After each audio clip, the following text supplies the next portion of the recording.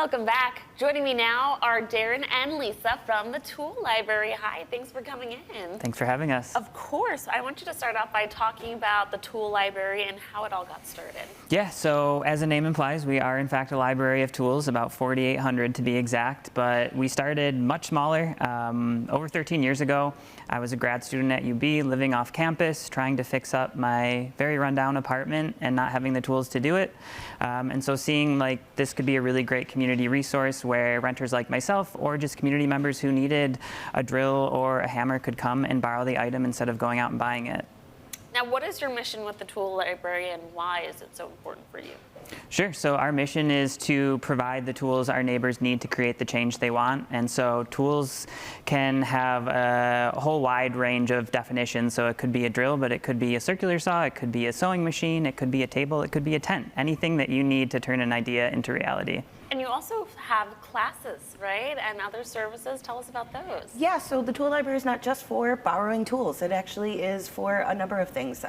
We host outside of the Tool Library at different locations throughout the year, once a month, Dare to Repair cafes. There's actually one coming up on May 18th, and that is going to be where you can bring your broken stuff. I'm sure there's a vacuum or something in your house that doesn't quite work anymore, so you stuffed it in a corner.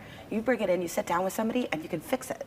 That person that fixes it with you, this is a free service, and they're going to teach you why it's not working and how to bring it back to life.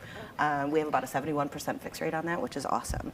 We also, because of our 4,800 tools, want to make sure as many of those tools get out into the community as possible. And so this weekend, May 11th, we're going to have our last service day for the spring season, which means you can come out, you can RSVP to pick up a tool and do some dirty work. We'll get into the garden at Bailey Dartmouth this weekend and plant some bulbs and do some weeding. I like it. You also offer a membership. Can you tell us how it works? Yeah, so membership is very affordable. That is why our mission is our mission. Accessibility is really important to us. So for $30 for the year, you can borrow up to 5 tools. For $75 for the year, which is less than $650 a month, you can borrow up to 25 items anytime you stop in the shop, keep them for a week, and then return them to us. And if you're an organization or a school, you can actually buy in at $150 for the year and borrow up to 50 tools anytime you need them. Very nice.